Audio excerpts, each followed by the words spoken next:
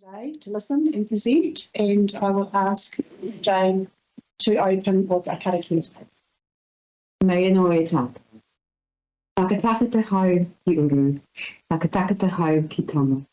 Kia mā kina ki uta, kia mā tara ki tai. Hei hiaki te ata kura, hei huka, hei hauhu, ti hei mauri. Jane. Well, before we get into business, I'll just introduce ourselves first so you know who you're speaking to today. I'll start over here with Kim. Morena, Kim Hammond. I'm the Community Board Coordinator for the Islands-Whangaroa. Morena, Corey has to be the Kapunua and move for Morena Kaka subdivision. Tēnā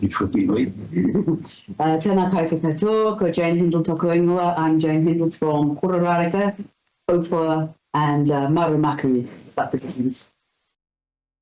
Morena, ko Amy tōku ingoa. I'm a community board member representing Kirikiri subdivision. Morena koutou, ko Ali tōku ingoa. I am a democracy advisor for the Far North District Council. Morena koutou, my name is Fleur and I'm from Kororareka and I'm also a democracy advisor for the Far North City Council. Morena, and I'm Belinda Ward, your chair for the day, and I represent the Taihiwatani subdivision. Morena, my name is Layton here. I'm with the Kirikiri subdivision. I'm Bruce Mills and I look after the Whangaroa subdivision. Morena, Kyle Bamba, Waipapa subdivision. Good morning, everyone. My name is Anne Court. I am the councillor appointed to this my leadership. Thank you so much. Hello, everyone. My name is Catherine. I'm the funding advisor for the council. So those of you who apply for funding for that, maybe we need Melon. She likes chocolate. You can't tell that by looking at Right, with that, we don't have any public forum speakers still us today? Yes. We do? Yes. Okay. Yeah. We have, okay, so, Solomon, Rata. yeah, we've got Solomon, Rata and Kura. You have 5 minutes to present to us on the proposed walkway to T Road. I assume that this is our item 7.7 on our footpath program today, is that correct? Okay, so if you'd like to turn to page 106 of your agenda.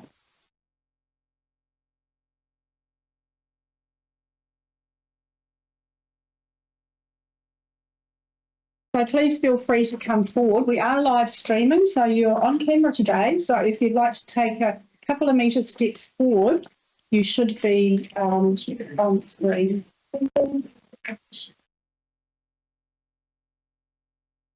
Well, you may have to introduce yourself, Elizabeth, so they know that you're in the room. Thanks, Annie. Oh, thanks, yeah. Morning, everybody. Elizabeth, we're trying to here.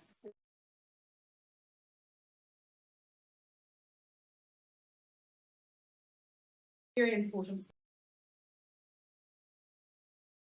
So, who's going to kick us off? Solomon, Rush. Morena, so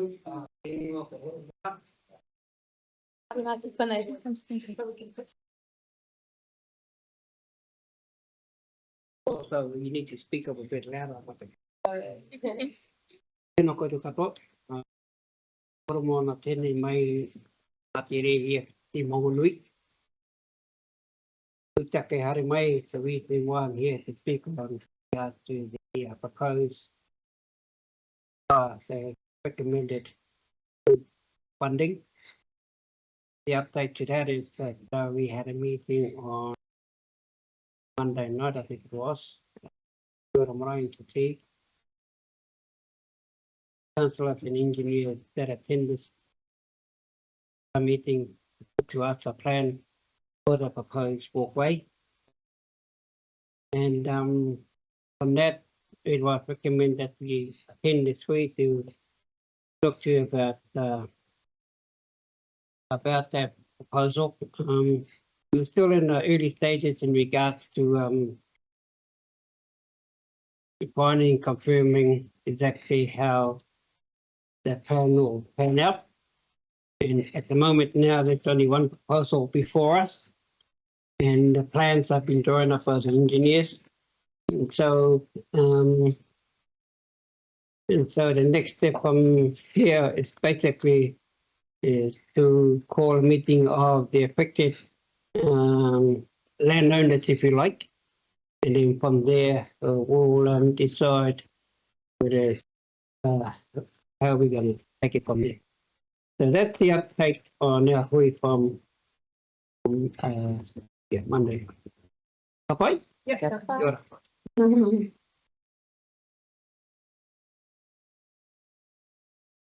Anybody else like to speak on it?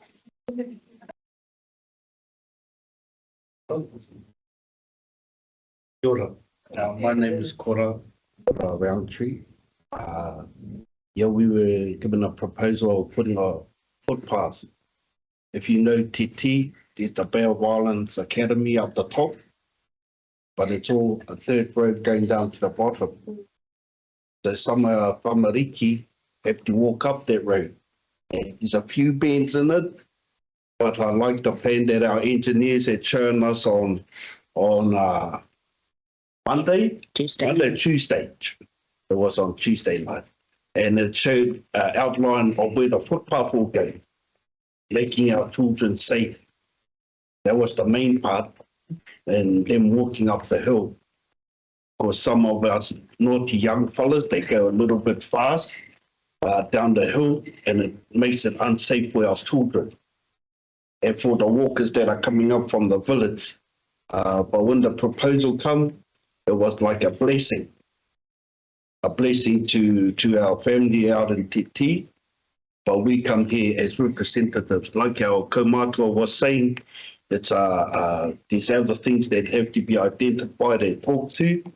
But we come here just to support applying for the money that you have in your pocket. Not in your pocket. Yeah, but that's what we. Yeah. Ngari mihi kolo ki kia.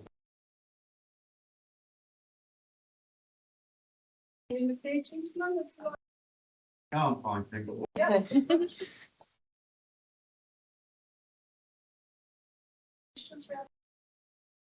It's public forum, but we will be dealing with this footpath priority a bit later. Is there any questions from anybody?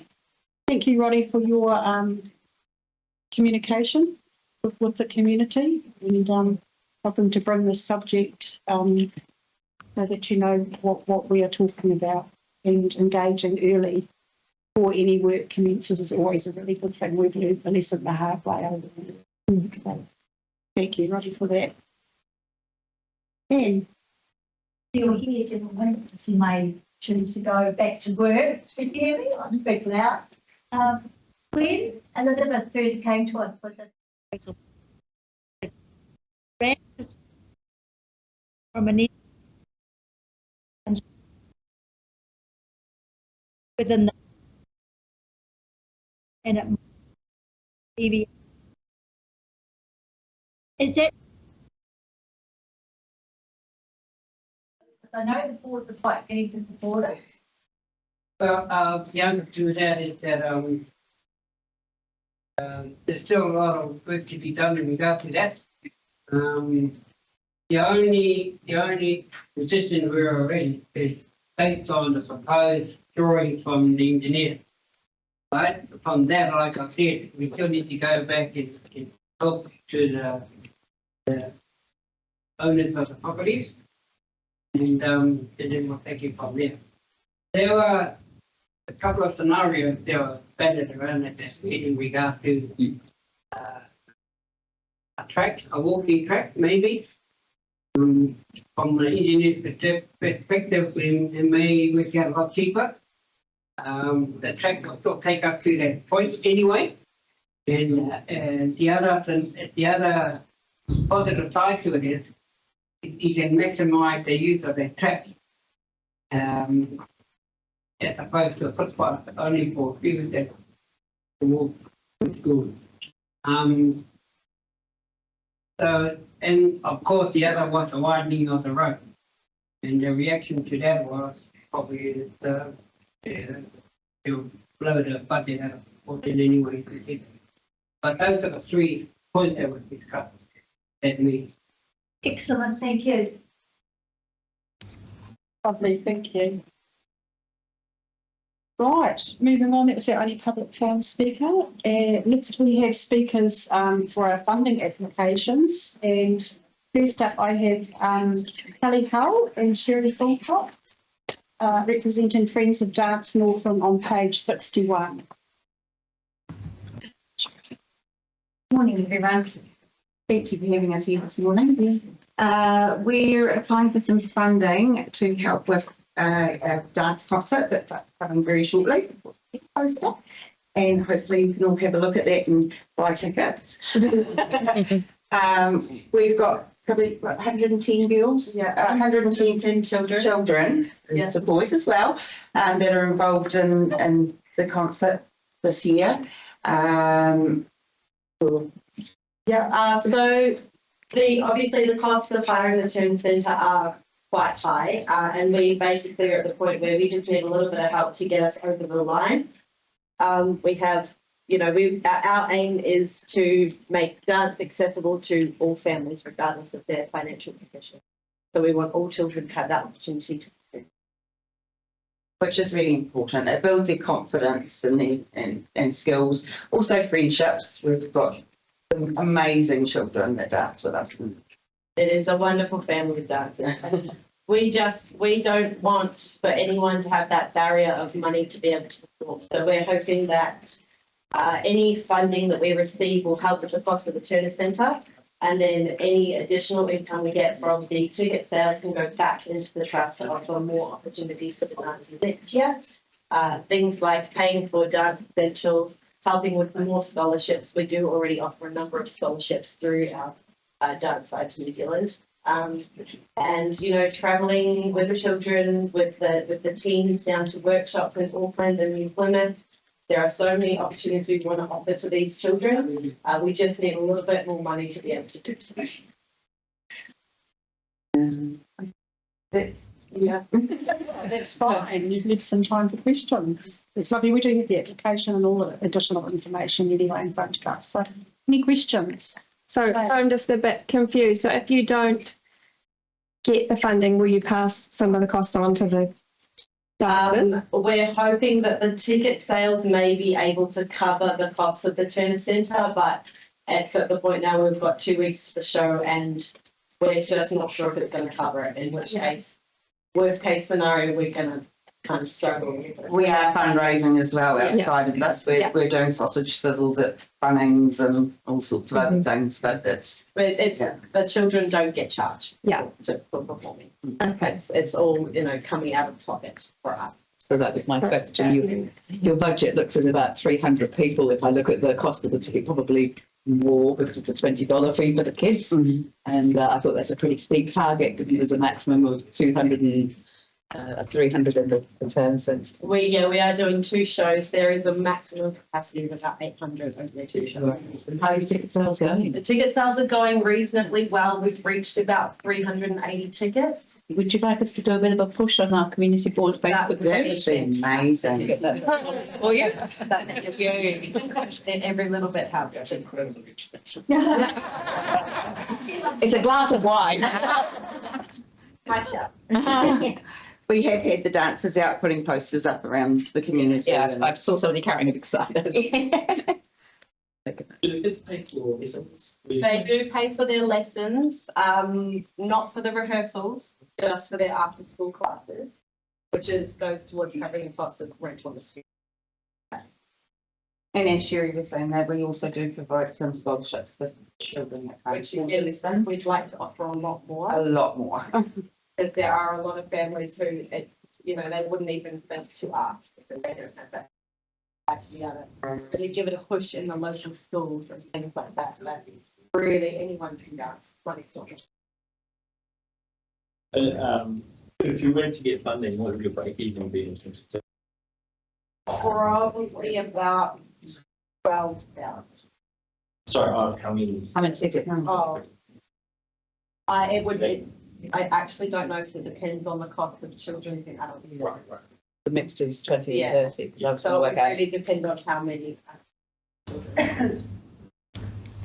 Have you considered requesting funding for other parts of your? Yes. We're a newly formed trust. We've only just started, Yeah. so we will be requesting other funds. Yeah, to help with other things. Yeah. I put a post on the Facebook page with the council's new funding link that you can access through the libraries online. So if you like our Facebook page, you'll see the details there. Awesome. So it's got all of the funding options available. You just need a library ticket to be able to go and access the database. Oh, wonderful. So that might be helpful. Any more questions? Thank you for what you're doing. Yes. Thank you. Thank you for listening. Thank you very much. Thank you. Right, so next up we have Kitakita Sports Complex. We've got Sophie, Tuffy and Ange, all three of you speaking. Go for it. We read the instructions now. Oh, so we've got, who have we got? Sophia and Ange. Sophia and Ange.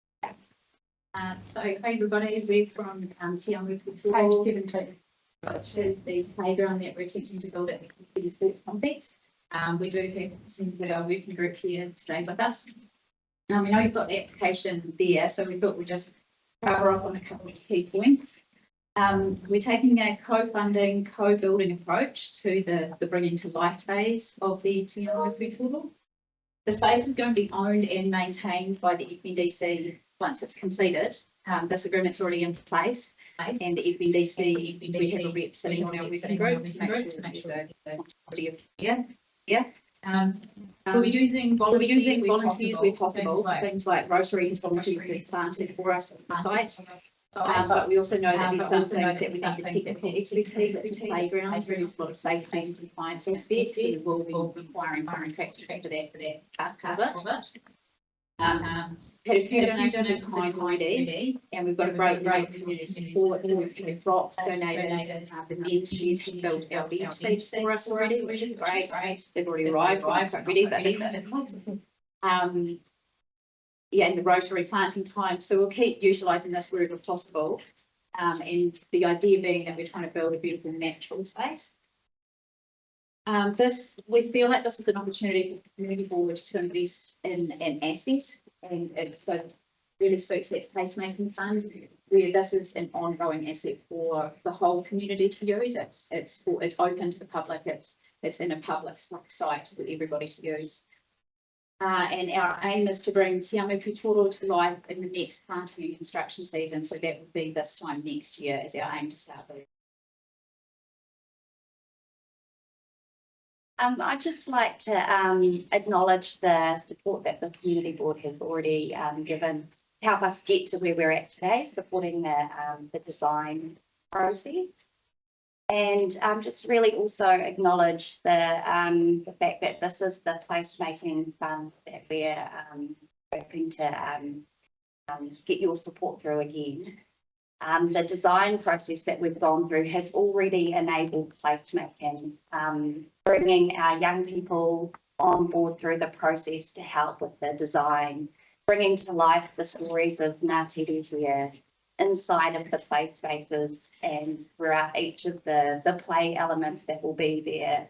So that just really wanted to highlight that connection to how this Mara Husara, which is more than just a playground, will really elevate and enable a sense of belonging for everyone who utilises that space and really instill that sense of place for people.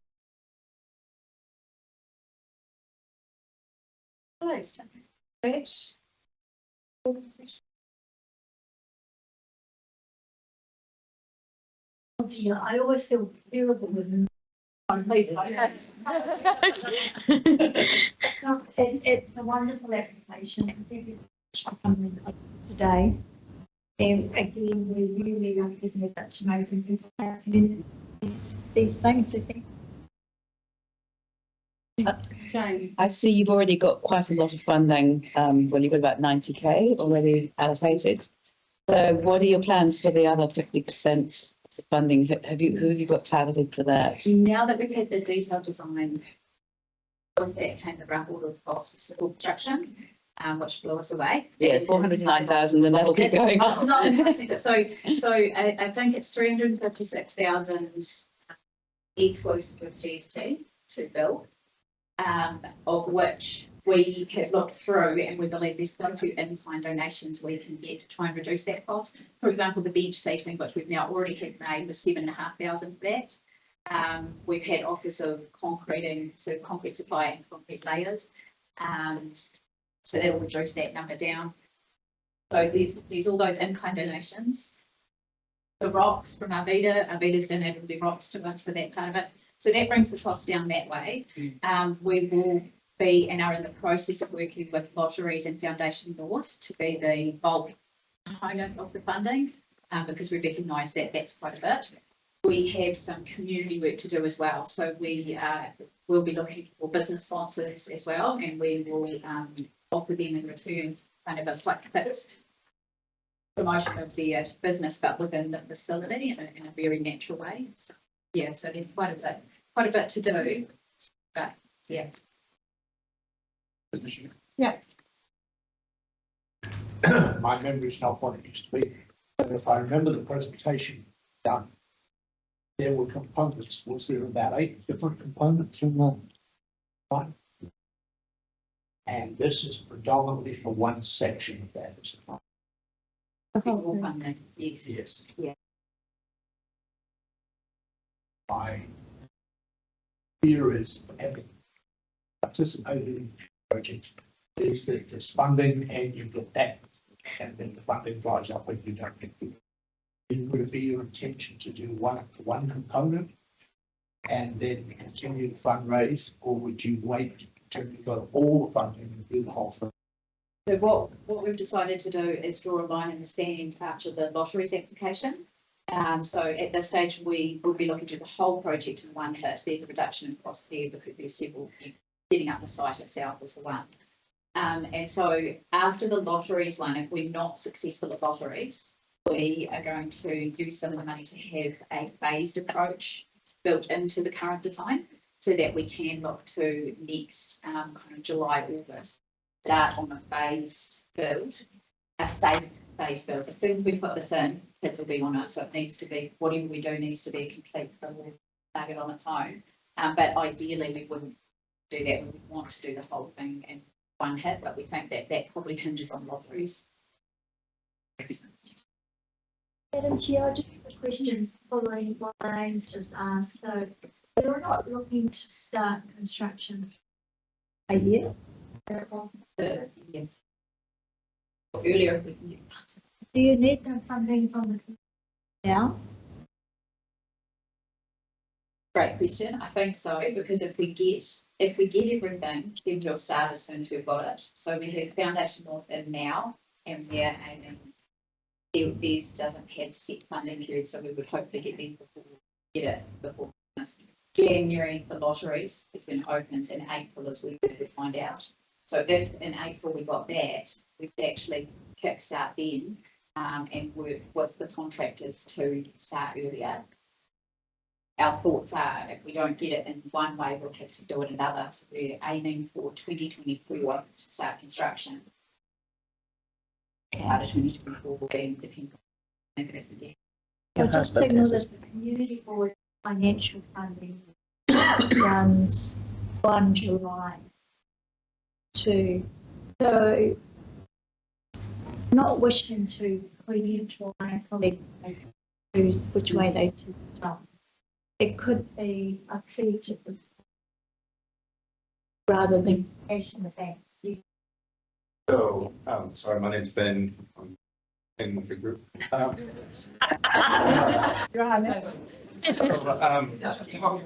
of the reason for getting the funding now is that with the lotteries funding, I think it's 2/3, so we have to come up with 1/3 of funding and have that secured, and then they will supplement the thirds. So, yes, that is. If we were to give you the cash, other applications were unsuccessful, then you'd have to give it back. Yeah. Right, okay, it's not just 60, but they're not. Thank you, that's cool. Through the Chair, I'd also note that we've heard rumours that lotteries will have significantly less funding next year. And I do encourage you to look at maybe philanthropic donors if you can as well, because it's just a little nervousness about lotteries next year, how much they will actually have to distribute. And we are having conversations about that. Cool. Yeah, I'm sure you are. I'm sure I'm teaching my grandmother to suck eggs. No, sorry, absolutely. And that's like I said to the other ladies, you know, just check that out as well if you haven't already done that. Thank you. So I had a couple of questions. I just think, so you're hoping to have Foundation North before Christmas, is that correct? The decision for Foundation? Yes, yeah, so we're working with them at the moment, they're looking at our draft, so we're certainly submitting, hopefully this week, they see it as it comes in. The other thing I picked up on, and I have read this, and I swear I haven't seen it, the agreement that you have in place with council wasn't actually mentioned. It was to be a discussion. When was that agreement formed? I don't believe there's a copy of it in here. If there is, you can point it out to me, to say that council are going to own and maintain this asset. Yeah, so it was from 2020 or 2021, and it was put in the long-term plan. So it was discussed at a council meeting, newspaper article, but that I'm picturing, but 20. So you have a written agreement that this asset is going to be owned and maintained. Yes. Is that just stage one or stage 1 and 2? Is the 400,000 just for stage 1? No, that's the whole. That's the whole build. Yeah. Yeah. And you're going to just jump in. Yes. So from a process point of view, what we have is a council resolution and a working relationship that we're working through the finer details of what that partnership agreement needs to look like now that we've got the detailed design. So the partnership agreement will involve things like an MOU of how we work together on the project management side of things, what the operational logistics look like, and whether there's any community opportunity for participation of that. So we have a council resolution, I think it's from 2021, which opens all of that and enables FNDC staff to sit on our working group to work alongside us with that. Okay. So there will be additional budget in the OPEX. In here, it actually stated in the additional information that the 3 codes would be maintaining this asset. Well, it forms part of the complex, Yes. which is the council. Yeah, so the board will look after it in terms of the asset, but FNDC has got the budget, money in the budget for things like the graffiti removal and the certification of playground equipment. That sort of thing was in the long-term plan. Like the ongoing maintenance succession program? Yeah, or yeah. plan? The council. It also will form part of the lease agreement between council and any sports complex. Yeah. And whatever a reserve management plan renewal process looks like, because the RMP is up for renewal in the next couple of years. So that should becomes integrated as part of the relationship between council and the sports complex that already exists. So that should have been renewed after 10 years in 2021, and that didn't happen, is that correct? The board chose to do the Simpson Park Reserve Management Plan ahead of it, and rightly so. Ahead of the Kitty Sports Complex, yes, it's up for renewal now. Thank you. Could I just? Rachel. Yeah, sorry. No. And you'll be mindful of why I'm asking this question, given some other facilities that we have. So you would see the playground becoming another unit like rugby, squash, and netball in that complex? Is that a? Not on its own. The board, I think the complex board looks after the whole site. Yes. But council comes in and maintains that, so yeah, so that wouldn't be owned by one sport. No, that wasn't my question. In the multi-activity facilities, there is generally an agreement, some good, some bad, that will oversee that thing. So we're saying that the playground would become part of the overall. So it's, the land is reserved. Yes. The council has the delegated authority over. The sports complex occupy it and manage it on a day-to-day basis. The playground would become a public asset, just like the reserve. So that's going to be somewhat different, the relationship then. It's going to be different, say, than that of netball or squash. This is not a code or anything. This is simply building a thing.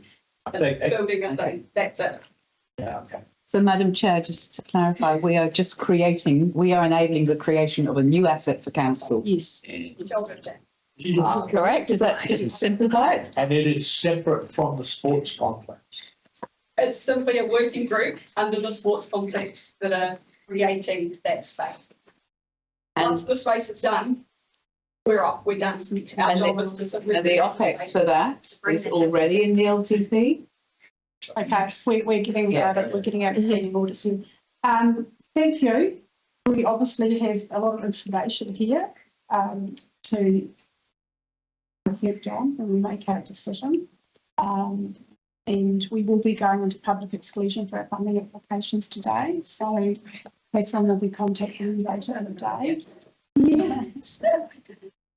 But feel free to stay for our meeting if you feel like it. We'll be in touch later.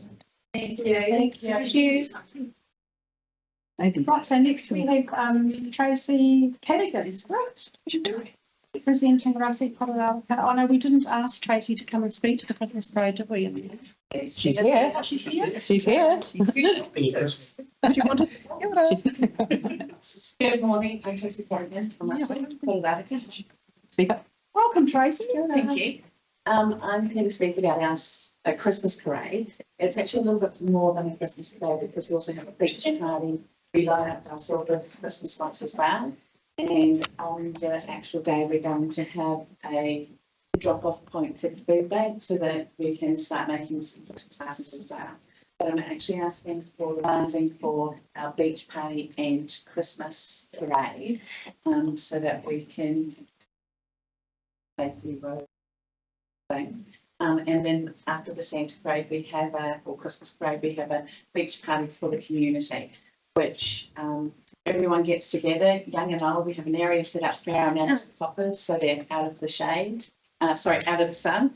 And someone will bring them teas and coffees and hamburgers and sausages and things. We've got a sandcastle competition, tug of war, and it's just really where the whole community come together, have a drink, an ice cream, a sausage, and just really kind of look in and be together as one and share some food together.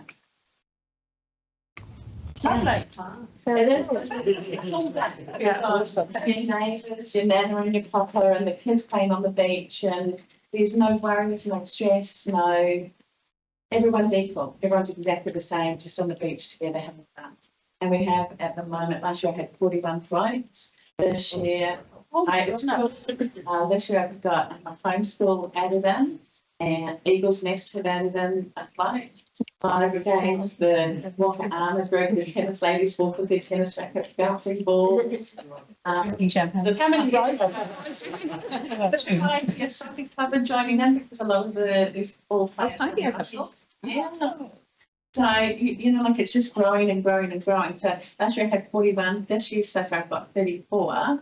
And it's young and old. It's incredible the number of people that join the parade. We have no prizes. It's just celebrating Christmas and everyone getting together. And why it's at Long Beach during the COVID times, Long Beach was our kind of place where everyone used to go for walks and, keep our social distancing. Are you okay? Are you okay?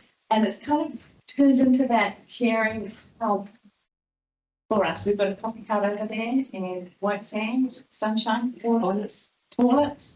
Beautiful toilets. Beautiful toilets. And a big tree. Yeah. So that's me. So Tracy, I just want to say you're an amazing secret to me because I've lived in Pioneer for quite a few decades and I didn't know Russell had a Christmas parade because you've never applied to our board for funding. No. And I was put right by your resident by government statements on my left here. That, oh yes, we have a Christmas parade. Yeah. And I was like, really? Have you come to the board for funding? And how many years have you organised it, Tracy? I take my hat off to you. 5 years now, I think. My cousin did it before me. She's a Wynyard. No, my cousin did it for about 6 years. So in between the two of us, the Duke did it for 2 years. Well, that's how community should work. It's standard. Absolutely. That you managed to pull off this huge Christmas parade. The board doesn't go. That I do this fishing competition, and I started it because one of my kids had a fishing competition, and I'm going for it, so that. And I thought maybe I'd get 25 kids. We have about 300 kids. Oh my goodness. It's just a quarter, like if you have $1, 10 cents, $5, doesn't matter. Yeah. There's one guy who has already bought the first price fishing rods, and each rod is about $100 each. They have the tackle box and they have all these other bits that go with it. There's another local man who's pays for all the sausages and the bread and the tomato sauce, and then all these people just come from all different places to help me put it together. It is absolutely incredible. And you see all these kids on the wall fishing with their nanas and papas and aunties and uncles, and it's brilliant. And you hear stories. I remember when I used to do that with my papa. Yeah. Really fun. That's what it's all about. It's bigger now. It is. Yeah, absolutely. No. Oh, please don't. It's not they made it 500 icebox for me last year, but I had to get them up here. But I couldn't find a freezer tray. So my ex-husband went and picked them up for me. And then my new husband, who've been with 25 years, he went down and picked them up. And we kept topping up ice and chili bins. And we got them home and they were still frozen. Cool. Couldn't believe it. Couldn't believe it. But it's good. Any questions? Not much. 10th of December. Right, 10th of December, yeah. Yeah, and that's good because it doesn't clash with any of our other events. I don't think I was cheap. On all of there, it's Christmas. Yeah. Yeah. Oh, we also have, so there's an area set up for all the kids who want to have a little store. So some of them are making candles to sell for their Christmas profit money. Some of them, one little girl cleans oyster shells and makes Santa decorations to sell. Another little girl makes Christmas cards. Some do babe or some. Is that my time? Sorry. No. So that these kids have a store as well. Yeah. And then we've got the activities going on and the oldies area, the dance and the poppers. Oh, face painting. Yes, we should all go. Yeah. When I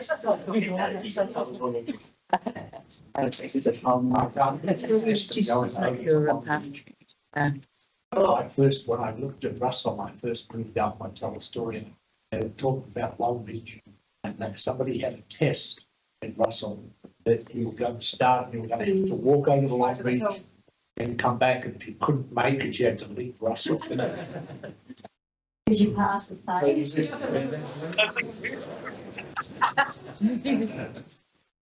Thank you very much, Tracy. I'm sure Catherine will notify you later in the day, but when it comes to Christmas festive events, your community is already granted. It's just nice to hear what you've been doing for years without us contributing. So good luck with having a bigger, better. Thank you very much. Yeah. Yes. That's the Oh, nice. Thank you very much. Nice to meet you all. Have a great day. thanks for coming, Tracy. Yeah. Well, we learn something every year. I'm so busy in my community. I didn't know Russell had a Christmas parade because they've never come to us for funding. This goes to show, as a community board member, how much we focus on the people we fund and how that funding is spent. So hats off to her and her fund. They've been doing that for years. I mean, that's just amazing. They're good people. Yeah.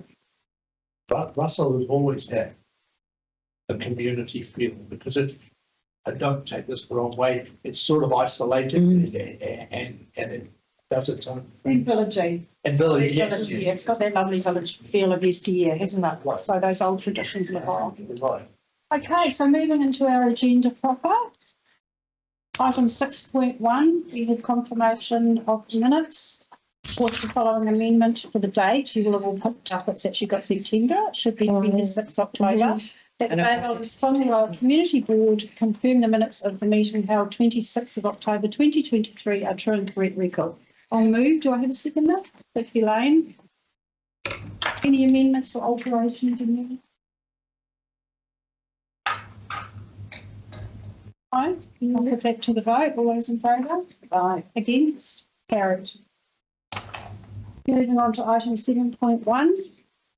Chairperson and members' reports. At the Bay of Islands-Whangaroa Community Board, note the reports from Chairperson Belinda Ward and members Lane Eyre, Tyler Bamber, Jane Hindle and Roddy Hapari-Penham. Do I have a mover? Thank you, Amy. Seconder, that's Jane.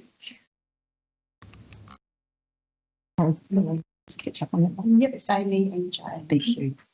I'll take my report as read. We're still waiting and the police to move on the Waitangi issue.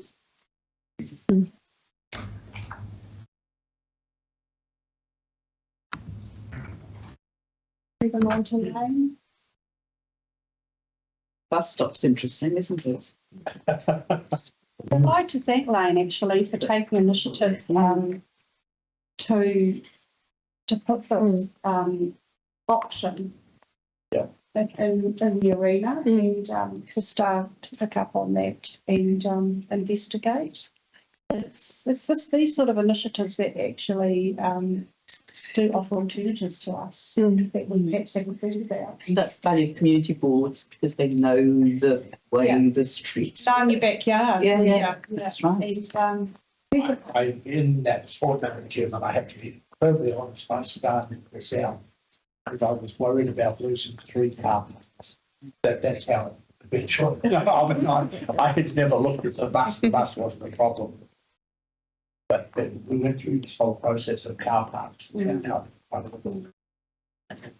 what about the people who are very adamant that we shouldn't be moving the bus stop from that road? It's funny. We had all that go down about 6 months ago, didn't we? But one of the most critical people, actually called the police on me, was approached by the staff, and he was in full support of this. It seems like a very elegant solution. great proposal, you know. I'm not sure whether the site is actually gone. It's under offer, unfortunately. Lane's made us think outside the square on this one anyway. Alternative ideas. And the number of service buses coming into Kirikiri is growing daily. Yeah. Literally daily. Where do they all park? Supermarkets. No, they go up and down the road. Because they have to wait for their people to go and do their shopping. That's right. The issue. And so then they spread out around the town. Yeah. Taking car parks. I go back to the original prop, which was car parks. So. Anyway, we welcome any other suggestions you come up with. It's not a dent up in the water yet, but great initiative there, Lane. Any questions for Lane on this report? Moving on to Tyler. As your young elected member, how are you organising going? Yeah. That's all right. But I didn't know what you did, was it?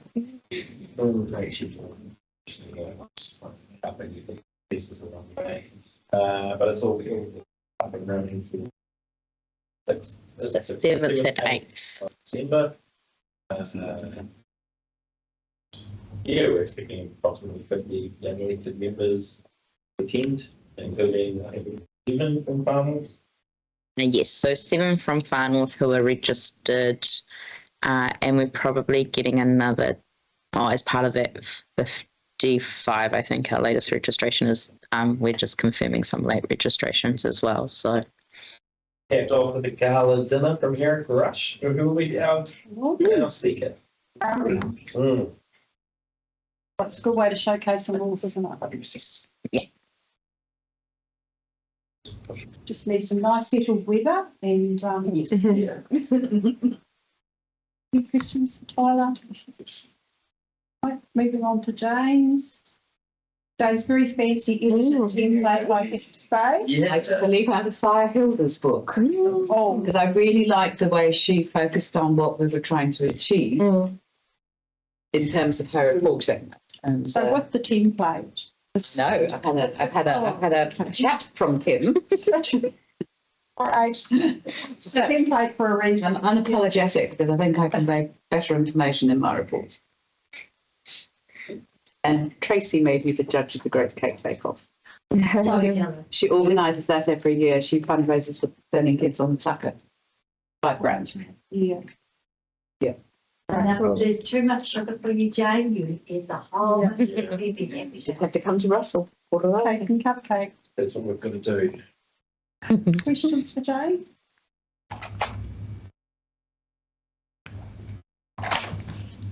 Still slashing those hour pieces, Jane?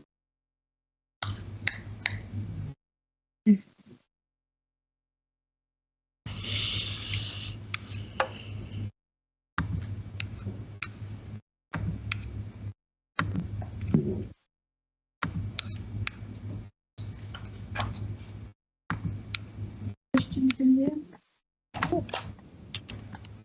And moving on to Roddy.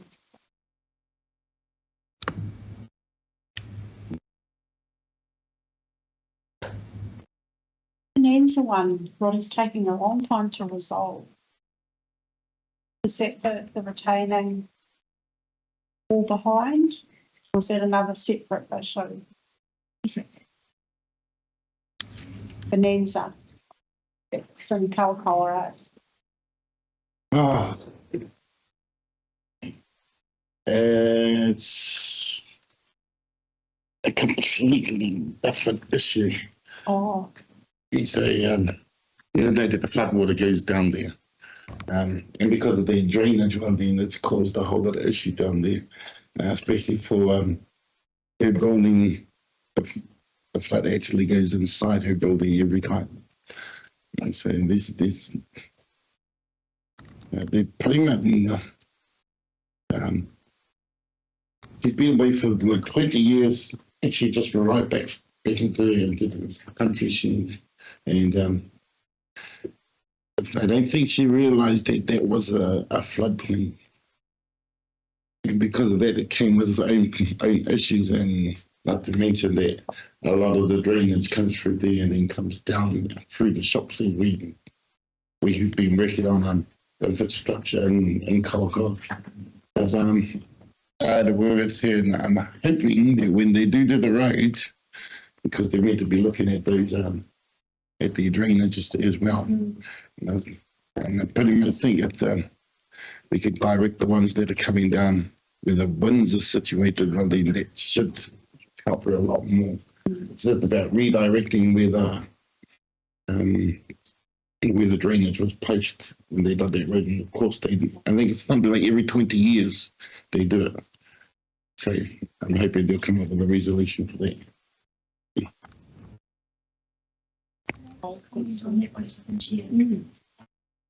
Probably I chased it up with others. When exactly you're going to start the rehab route? He came back through a Google. He says it's not supported by council's failing infrastructure. That is not something that you and I discussed at that meeting or heard at that meeting. So I passed that on to the district engineer with news to come to. And I'm a little bit worried now that there might be a entrenchment. People continue. I'm not clear what the path forward is.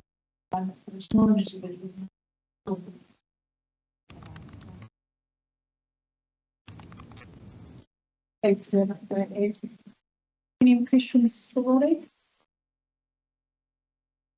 Right, so the report moved by Amy, seconded by Jane. All those in support? Against? Carried. moving on to item 7.2, setting of our 2024 meeting schedule. That the Bay of Islands-Whangaroa Community Board adopt the following meeting dates for the year 2024 calendar year: 15th of February 2024, 21st of March, 18th April, 16th May, 20th June, 18th July, 15th August, 19th September, 24th of October, 21st November, and 19th of December. And B, delegate to Chair Belinda Ward authority to change the meeting dates. Go ahead and move it. Thanks, Tyler. Seconded, Bruce.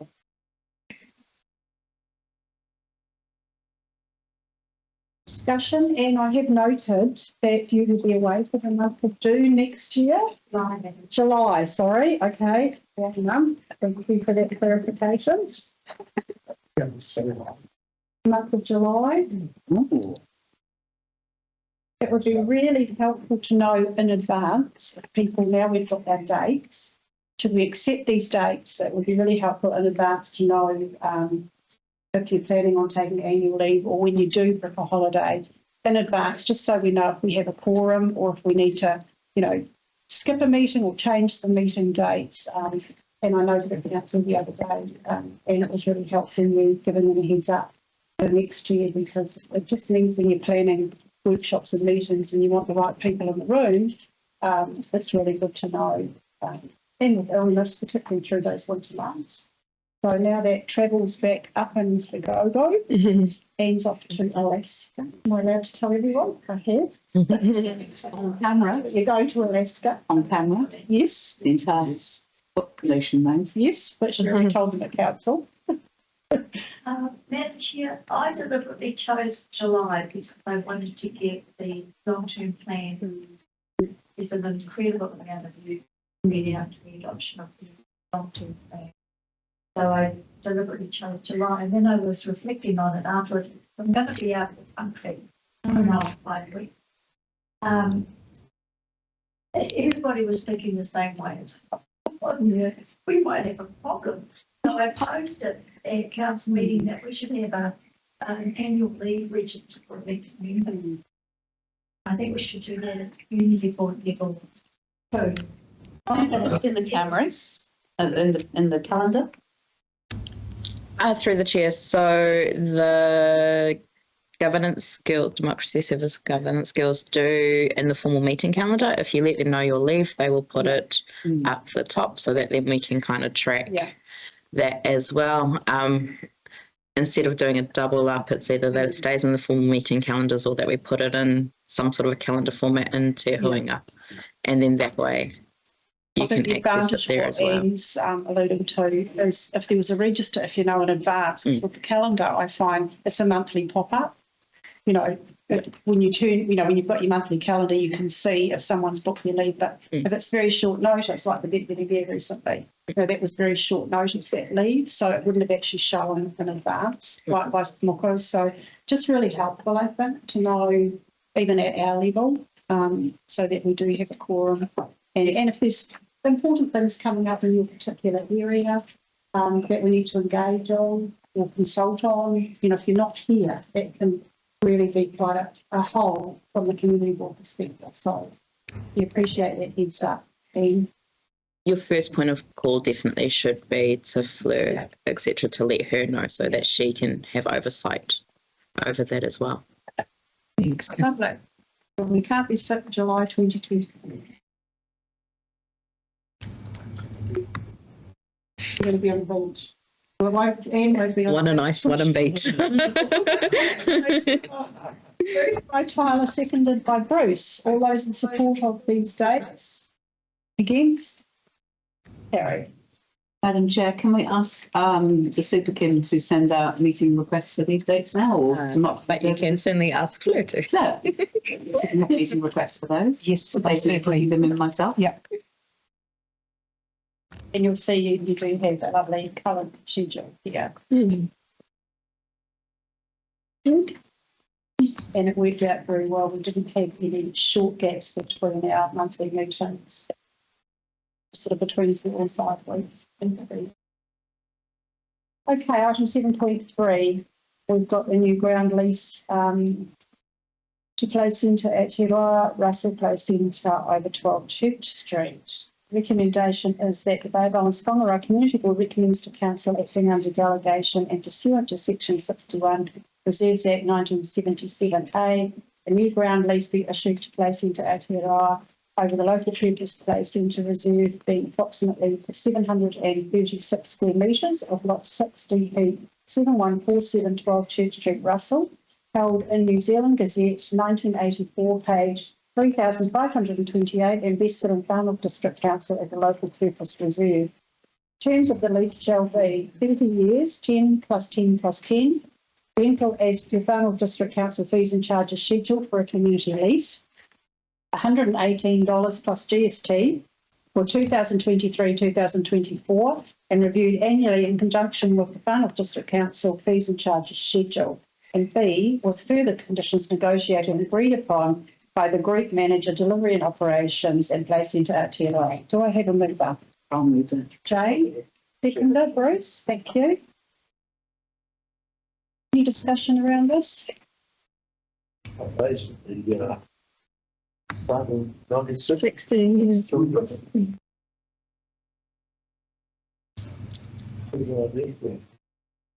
Okay, there being no further discussions, I'll put that to the vote. All those in support? Against? Carried, thank you. Item 7.4 on page 51.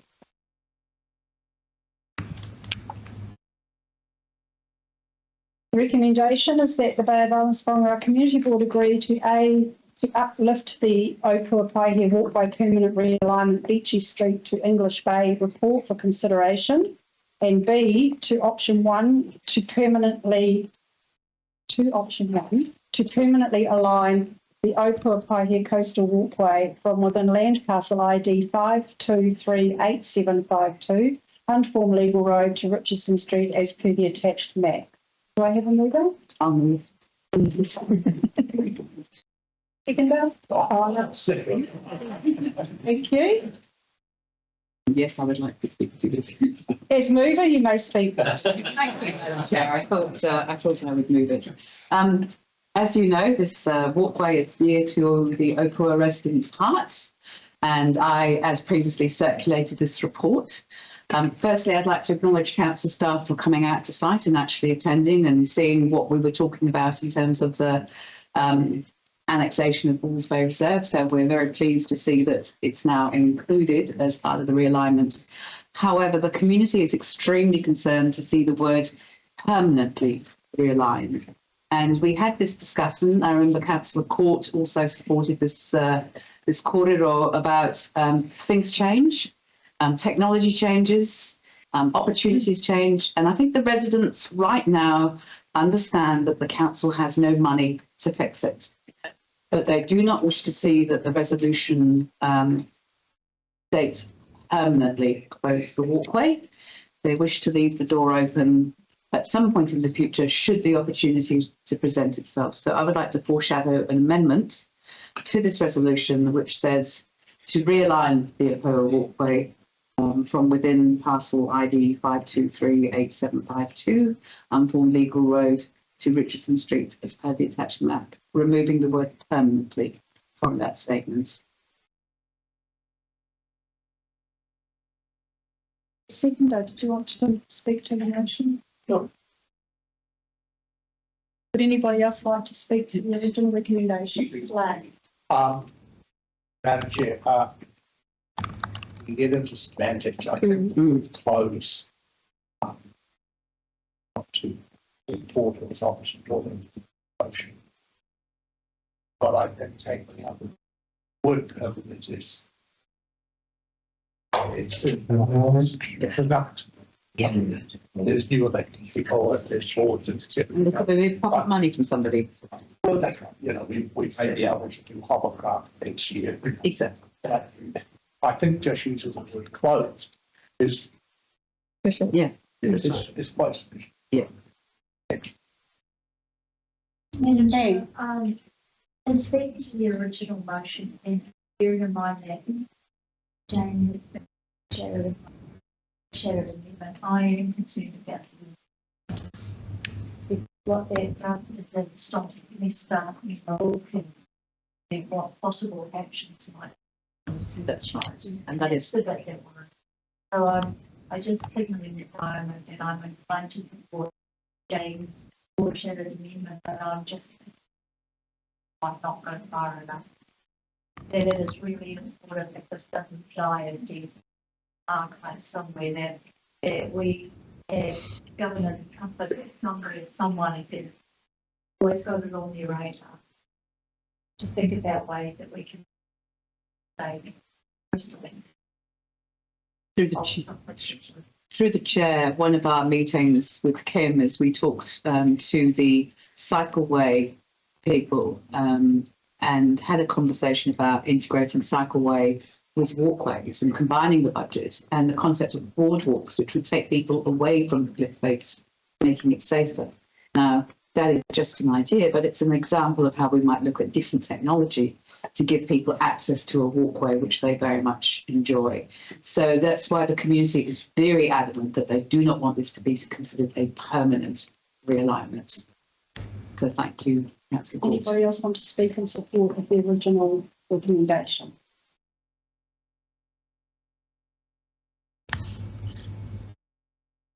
Through the chair, has Councillor Court got an alternative recommendation wording she would prefer to put forward? Madam Chair, if I could,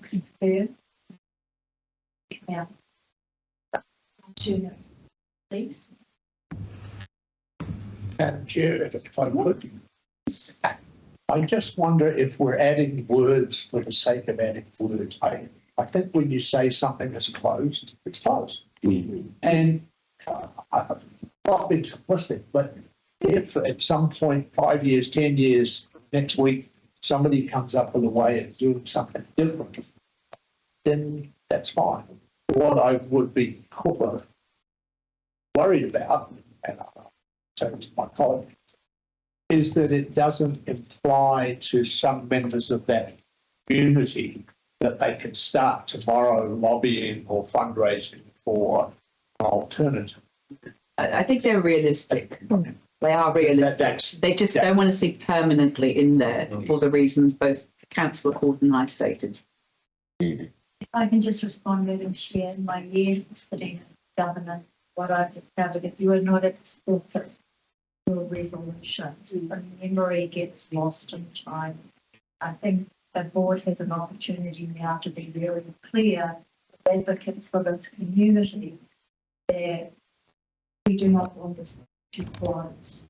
And the way that is read now, in 10 years' time, if none of us are sitting around the table, no staff are here to record the exact nature of the debate, they could be taken as a job done. Correct. Yeah.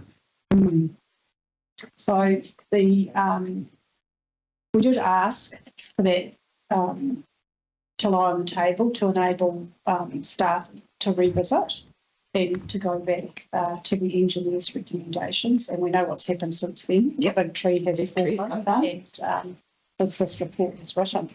And I'm mindful of the fact that the stance hasn't changed in the respect that the risk, the duty of care and the liability sits with council, and that portion, which is only a portion of the track that is up for realignment, the engineers have not changed their stance and council has not changed their opinion that that part needs to be permanently realigned. So it's that's in speaking to the existing recommendation. If you want a break, a 10-minute coffee break, and we can discuss how, if at all, we would like to reword a Jane's proposed amendment with Anne's input. Okay, so I'll move that we take a coffee break. We'll come back at 20 past 11. 20 past 11. Because once you put permanent, it's over. That's right. You're never going to. It's always the live streaming. We might be up here. People just.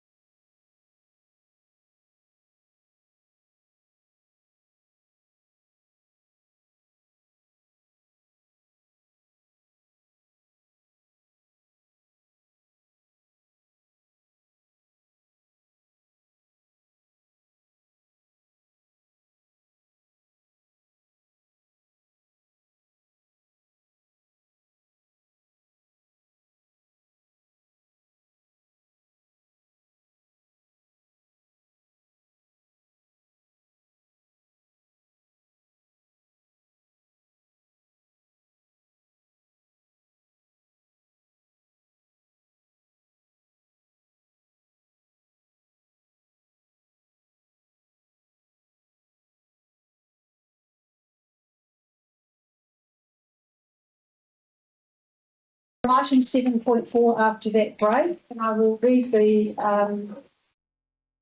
amendment moved by Jane, seconded by Tyler. You happy to take the amendment? That the Bay of Islands-Whangaroa Community Board supports uplifts the Opua Paihia Walkway permanent realignment Beachy Street to English Bay report for consideration.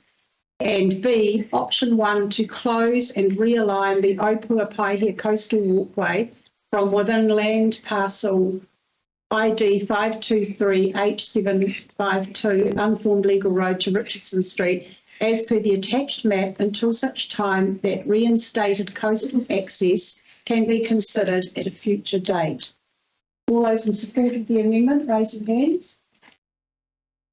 Against? And I will abstain from that. That's carried. So now the amendment becomes a substantive motion. All those in support? Against? That's carried. I need a mover and a seconder for these substantive motions. Leave it. Jane. Maureen, thank you.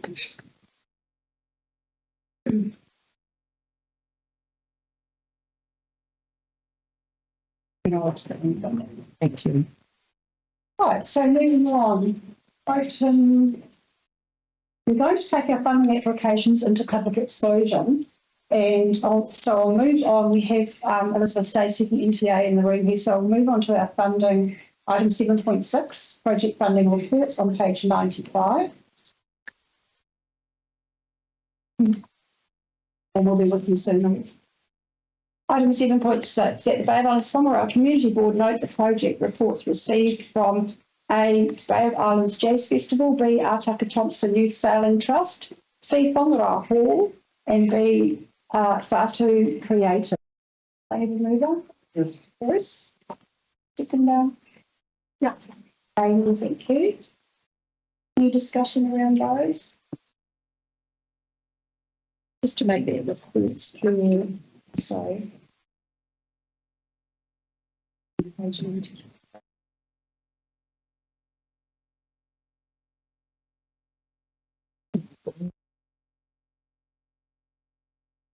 Not sure what sort of acknowledgement we received. I think we did receive acknowledgement.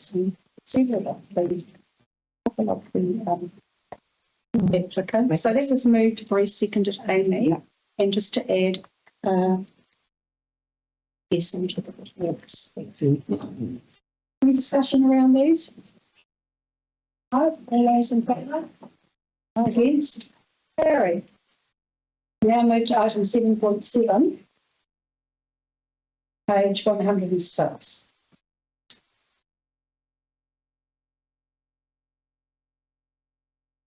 So this is the Bay of Islands-Whangaroa Community Board 2024 and 2027 footpath program priority. I'll move the recommendation here that the Bay of Islands-Whangaroa Community Board receive the report Bay of Islands-Whangaroa Community Board 2024-2027 footpath program priority report, and B, confirm the listed locations for inclusion in the draft 2024-2027 long-term plan. I will move. Do I have a seconder? Roddy, thank you. Now, Elizabeth, you might like to come forward and speak to us on this. Thank you. Thank you. So through the chair, I'll take the report as read. Just a couple items to note in the report. This is for inclusion in the draft 24-27 LTP. We have assumed that the funding levels will be the same as the last LTP, but we certainly don't know that at this point. So we're selecting locations over what the last LTP funding allocation was. If it comes in even more than that, we'll have to continue forward with subsidy. There's absolutely every opportunity for this board to add projects, or in the event that it's less, we'll come back and talk again about how we adapt to the new funding landscape. So in relation to the 3 projects that are put forward, as you saw, we had speakers here today on behalf of the T project. I wanted to thank Roddy and Kim in particular for facilitating that meeting. Our concern with putting that project forward was the fact that there may be land acquisition or the necessity of agreement from property owners to place a footpath on private land. What came out of that meeting to me from the community was we want to discuss it, but no great objection to the proposal. And I think in contrast, quite a bit of advice in regards to the project along State Highway 10 from Waipapalupo to Whangaroa. I've had further conversations with Tim Elliott, the Whakapitahi Road Safety Engineer, who originally was not in favor of this project. This location is now part of Whakapitahi's 60-kilometer-per-hour proposed speed limit changes, and it is believed, at least this is what I've been told, that will move forward, therefore changing the landscape and making that footpath more viable. And last but not least, the project along Whangaroa Road, I would suggest that project, out of everything we have on the list, has the best opportunity of attracting Whakapitahi subsidies and should be. So with that, I think.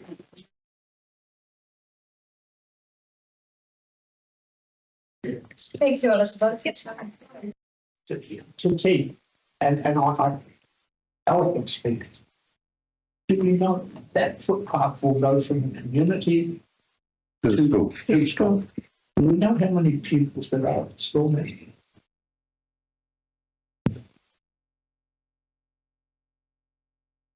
I'm not sure. Look at that. Initially, we did have that information. It's grown a lot, but it's lost a lot. Well, I'm not against it. I mean, it serves that community, but it only goes from the community to the school. And Well, I just, on a different note, I don't know many people are going to be walking to the airport. I would agree with you. I have the same problem with that. I wouldn't do anything to stop the footpath from T up to the community. It just. Recently, we had the Kapahaka Festival and all the, students from Bay Academy come down. So I think it's a great deal, yeah. It's rated quite highly on our matrix, particularly with health and safety and dust, which I think is out on. Yeah. It's a terrible. Yeah. I would just wonder. We call it better now. We looked at the total number of students. Because there is a bus that goes to T, isn't there? And you walk from the Papakainga to the school. The high school bus goes So down where's the bus stop? at the top of the road. Yeah, they have to walk all the way up there. So the footpath will serve that as well. No, that's fine. Yeah. I'm not looking to in any way not do this project. I just wonder. That was part of the prioritising around our To get them to the school our, bus. our matrix. It was around that dust and health and safety issue. Well, you're obviously at the meeting that was there a positive feeling that the land side of things was going to be able to move forward? I think that's the best thing to give you a proper brief. And so we arrived there on Tuesday. Of course, the Papakainga doesn't work like we have our communities. Papakainga work is kaumātua queer leadership. And basically, when I arrived there, well, then they were excited. Because to tell you the truth, they had just finished a meeting about health and safety and the well-being of the community. And the footpaths came up. And the problem was they thought they had already been green lighted. And that's why you haven't heard from them. They thought it was already in process. And so the general feel was excitement, first of all, a bit of confusion. And that confusion was because they thought this project was already moving. And so I could turn and explain to them, one of the first things I done, we explained that you want to be able to do a footpath. However, because of the size of the road corridor, it wouldn't be possible without actually laying it down on a portion of the lane. And like we said, it doesn't mean you have to surrender the land. You can get permission and we can land on the land. And then, you know, that way they got it. And then you could see the shift. If more people started coming through the door, more people were getting excited. And so I actually didn't stop when we left the marae.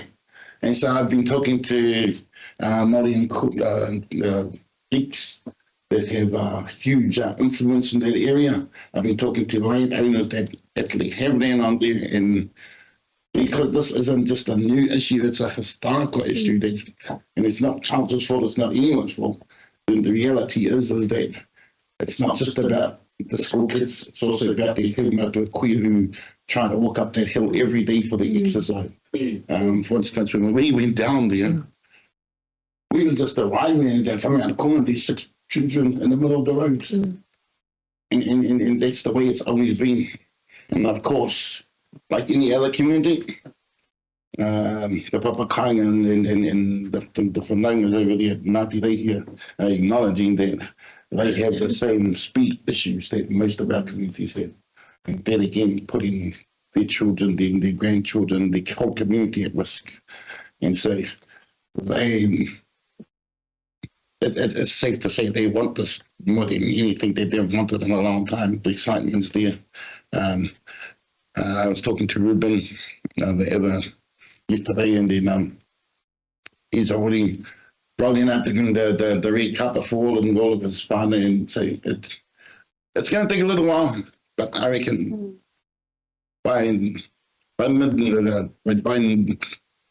next year, that all that metal will be gone. Because the thing is that some of these whānau over there, well then they're not in the area. And so it's a matter of reaching out to them, because some are down Wellington, they're all over the place. But when I have about 70 descendants from Te Ngāti Rehia turn around and contact me because I put a post up and turn around and then give the green light, it's a good sign that this project has been taken seriously, as have the issues, and they want to do everything within their power to get this done. Which is cool. And then just, sorry, to follow up, with that estimate of 605, does that include land acquisition? Through the chair, it includes the improvements that will be needed to facilitate the footpath. It does not include purchase of the land. So what we've talked to them about is an agreement whereby the footpath would be allowed to be there, but then land ownership would remain as it is today. So would that require an easement to formalise it, or would just be an agreement that the land could be used? Would be an agreement the land could be used, or if preference is for a formalised easement, you could go that route as well. And thank you, Laurie. Thank you, well, everybody in this room knows that I'm a vocal opponent of speed reduction. And you may vocal proponent of doing everything we can to protect our most vulnerable, which is our children. So it's immaterial to me whether there's one child that is 200. I think it is very exciting, and I'm delighted for you to be done, and thank you. And thank you, Elizabeth. So I think that there is a good solution here to make it that community. I'm equally concerned about dust, so I think we need to raise that as a separate conversation about, and I don't know the answer to this, whether that road actually features on our dust mitigation each summer, or whether it might be a road that we could put in the subsidised ceiling program, because it's still going to be in gravel road. So I'd like to pursue that one a little bit further.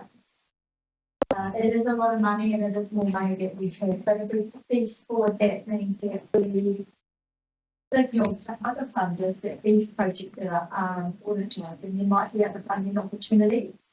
So, for example, the Greenville Road Airport project, I've been advocating for that for a long time.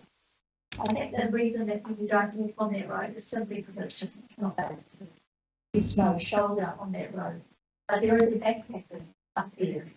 And I think once we put that infrastructure, we will see emotion, people walking and cycling that road, and Whangaroa Road, we were at the rank. Yeah. Priority.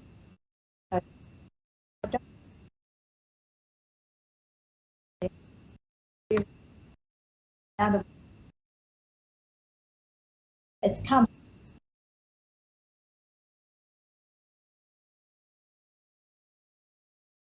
Program. It's not.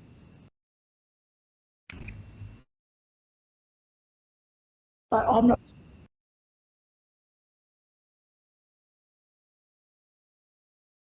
Let's put our energy for stuff achievable target. Thanks. I had to come back until Amy and Rachel and all these other people there, and I felt that a lot of people at the road are heartbroken. The guy from Seattle moved All the work that goes into it. It's a huge amount. Just guaranteed. And I put so much time and energy with all the money and the projects to get them knocked back, but these are achievable goals. Thank you. Thanks. Roddy, did you want to speak to it? Yeah. I think that's because he mentioned that there was talk about the road corridor, but we had the best thing that we could have, and they cleaned that up really quickly. Basically, if you were to come here and get funding from community water boards, you couldn't go and turn around and use it on the road corridor because it's explained inside the funding what it's to be used for. As for the track, that was pretty much a no-go because as Elizabeth said, that when you put tracks in, when weather comes through, it tends to erode very quickly, and the maintenance on that would be huge.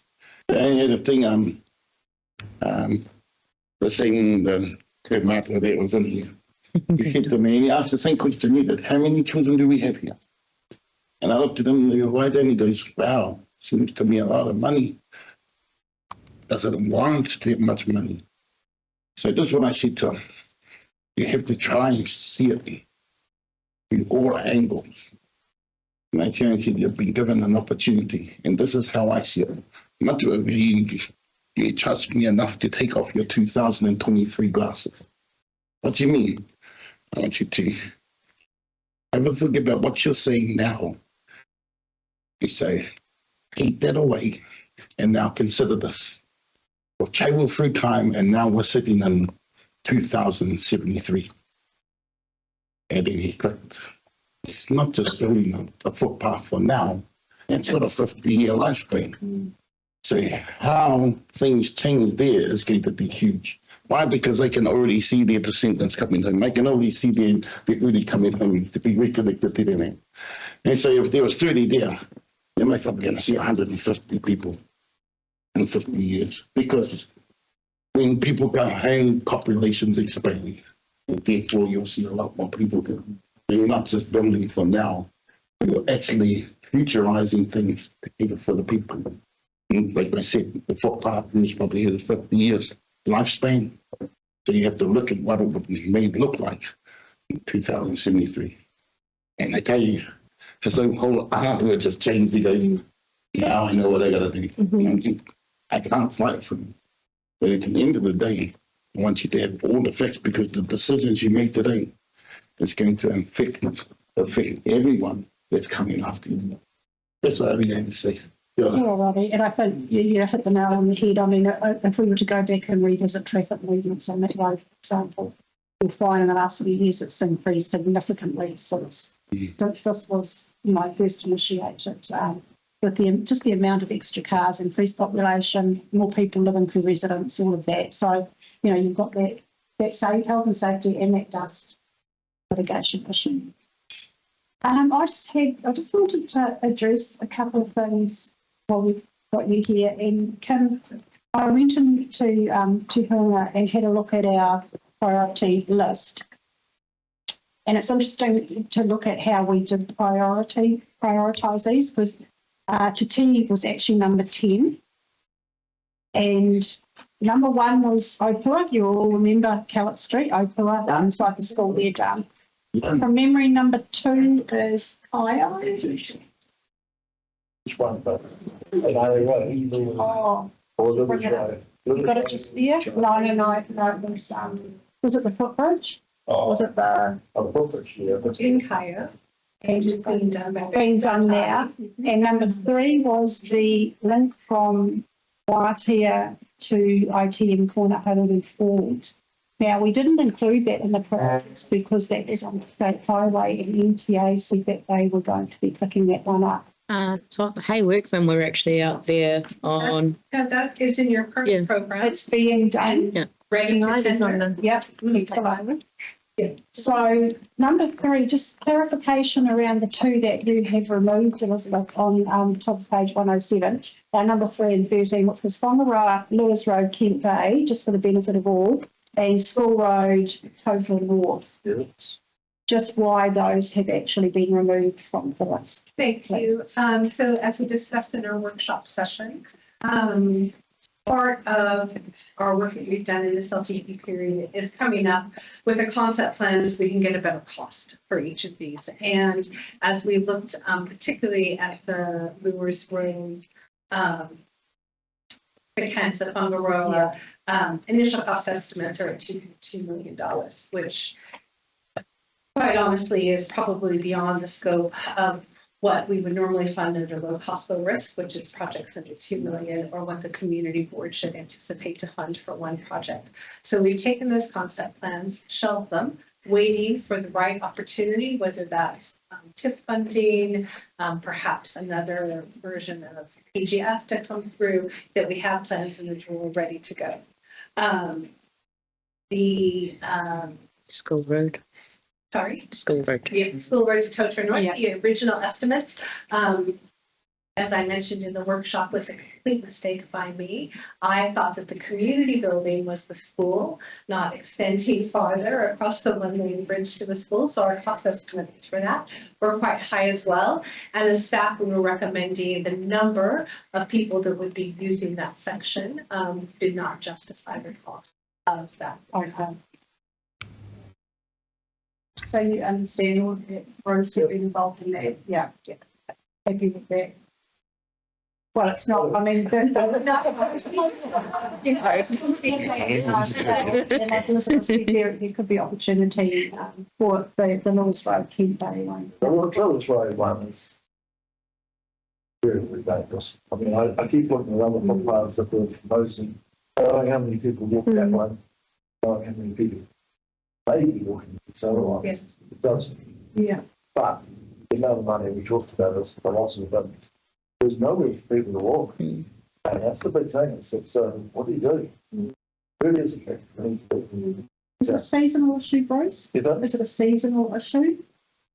No, not really. No, especially with, I mean, when COVID came around, there was a huge amount of walkers lane was stopped. The older, it's not old people starting to get up on a lot. No young kids, it's all old ones, 40. Because when you're getting older, you haven't got the balance. There's nothing to walk on. So 2 cars, 2 dogs. And through the chair, as we visited there and we walked part of it with the community, one of the problems we're having there is things grow really well in Whangaroa as well. So we have vegetation that's overtaking curb and making the road even narrower. So Apakali is working with our maintenance contractors, hopefully to lift our level of service there, to get as much width out of the road as we possibly can. But as you know, we're faced with bank on one side and bay on the other. I mean, even something like that, pieces of natives down there, now can we see something done? But because nothing has been done. I mean, that was the. So I'll follow back up with our maintenance staff. They haven't even come and cleaned out the gutter, and it's been sitting on the list for 3 years or so. What the heck is council doing? Really, it's some of these easy fixes to just ease people to be stopped at. And through the chair, it's one of those physical things. And next. Thank you, Madam Chair. I have been going to the Whangaroa Village meeting and have been in position to the MTA on a regular basis. And I have to say that I've had a really great response from the NGA, and I think it's so there's going to be changes in road marking shortly up there, which will address some of the issues. Vegetation and the road sweeping is in hand. And I've connected them through to Mark Osborne, who was instrumental in that wonderful see in Whangaroa, and it's limited. So it won't be a footpath project per se, but it will be a PGF style project. It's not off the table, but it is going to be extremely challenging. You're in the coastal marine environment. The only way you can do it is to have it in the sea. There simply isn't the road width there. I've taken that position back to the committee. They're very understanding and very accepting that it's difficult. It's not off the table, but it's not positive. But it's shovel ready. Shovel ready? No. Concept plan ready to go for consent. Okay. Thanks for that update. Yeah. Final word, Jane. Oh, I was just going to touch on what Bruce said, is that the overgrowth is really going mad, and a lot of the footpaths are really, really challenged. And it is the thing that the community sees sort of first. That's right. It's very visible, and so any efforts that Elizabeth has in terms of racking up the trimming people, Yeah, we'll be appreciated. Discussion around noxious plants and weeds. Subject. Yeah. Thank you very much, Elizabeth. Okay. No further discussion on that. Then we will put the recommendation. Moved by myself, seconded by Robbie. All those in support? Against? Abstain? Against? Want it noted? Abstain? That's carried. Thank you. Right, now we're going to go, what have we got?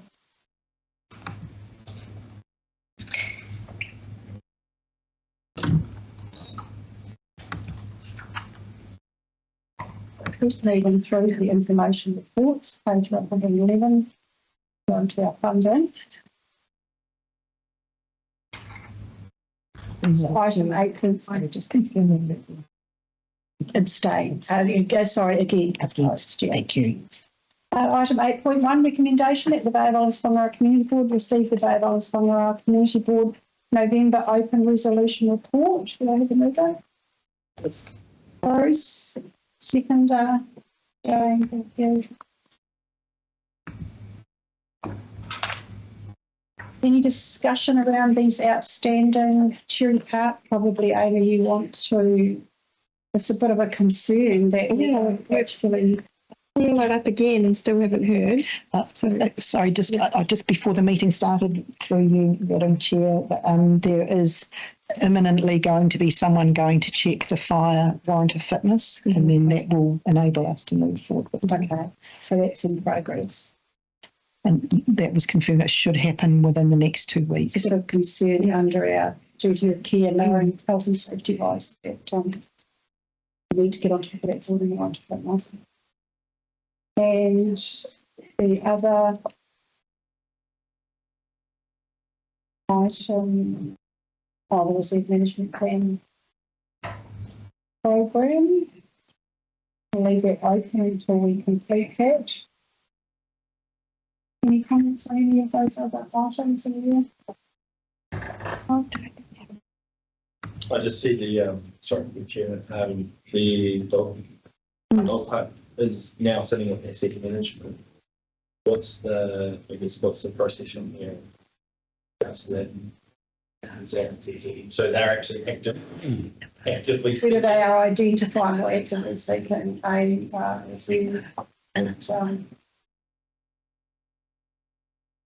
I don't know, we're sort of limbo at the moment, probably. Really, you want to think of?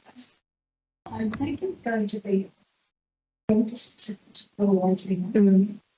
And I raised this, from the shop, that their program budget. Anybody's doing time, maybe it's quite exciting because it's all done at the moment. But beyond completing stage 1, the project is finishing. And I've asked for resources to help us have the conversation. So there's some big conversations to be had. For example, that's 43 hectares of land council board. We've been given 12 hectares for the school park. What happens to the remaining land? Roger has commissioned a new sports need territory, so we're still to receive that. And it's inextricably linked to the spatial plan. So we need to have the council needs to sit down and make some decisions about whether or not all of that land, some of that land, none of that land, and the dog park will fit the maximum development. So I think it's a matter of it's a matter of thing. It's in a big conversation, but it's really the only available spot. We're happy, we can leave that in the end until such time as, so we don't lose sight of it. So we are looking at what I have asked for in the ladies might be able to help. We're looking to put together a resource to get that project focused. Scott did speak to me about that. We do want the community board on this. Yes, absolutely. And so while Scott has spoken to you, I also made mention that the board has appointed Tyler as the community board representative to that project. So we need to make sure that you're included in any discussions and that the working group that kind of was established needs to be picked back up and changed shape. I want to address that. We put together a working group of codes. Oh yeah, no, so the staff. So their job is discharged, they're gone. We need to create a new working group. Yeah, but the staff, like the elected members that were part of that working group, need to be picked back up and put back on the journey. Right, so that's a process of getting like that recreated. It's a mind. Let's, yeah. Certainly the chief executive and the mayor with me and said that they would work on it, but I can't give you any more assurances. Thanks, Brian. Just while this illustrious group is here, I was really visiting. Dog people are talking about under control, which is a euphemism for off leash.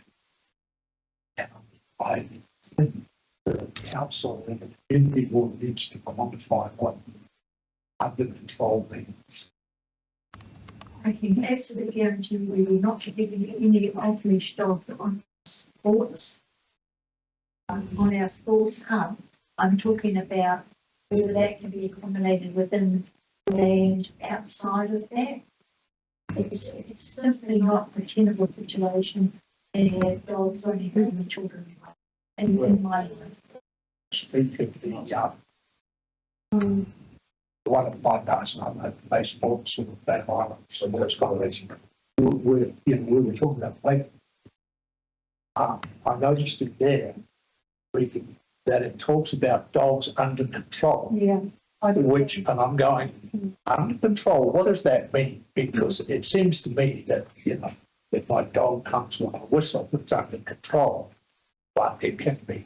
And it just occurred to me. Yeah, they're not using terminology on leash and off leash. Yeah. The main is on leash, and when you get people there, because I'm a nosy person, I will go in and occasionally say to people, it's supposed to be on leash. Oh, I've got my dog under control. But just a comment down here that I think is not clarify. Well, we'll leave that in there, Lane, and Tyler, if you're happy just to leave that in there, and so we don't lose sight of it. Okay, so moved, Bruce, seconded, Jane. I'll put that recommendation to the vote. All those in support? Against? Carried. And we'll do this final item 8.2. Recommendation that the Bay of Islands-Whangaroa Community Board, excuse me, note the funding applications from the 26th of October 2023 Bay of Islands-Whangaroa Community Board meeting. It's a public agenda item. And B, note the decisions and information related to the applications were restated back into public at the 26th of October 2023 meeting. I will move. Do I have a second now? Thanks, Amy. Shouldn't be any discussion around that. It's pretty straightforward. They're the ones that came out of our public exclusion era last month. So all those in support? Next, carried. Now I'm going to move into public exclusion so we can have a very and frank discussion around item 7.5 on page 57, which is our funding applications. I will move. Do I have a seconder? Thank you, Lane. All those in support? Against? That's carried. So we'll pause our live stream, thank you, and go.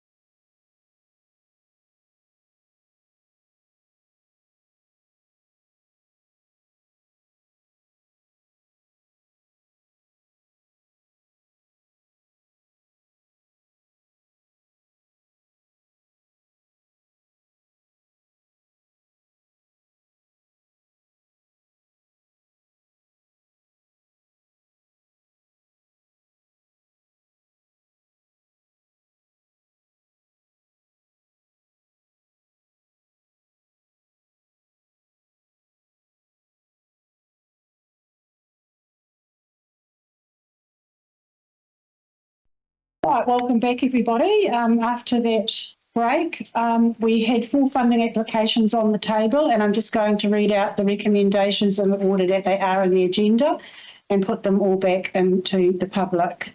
That the Bay of Islands-Whangaroa Community Board approve the sum of $2,500 plus GST if applicable be paid from the board's community fund account to the Friends of Northland Dance for the cost towards performing Alice in Wonderland to be directed towards, costume hire.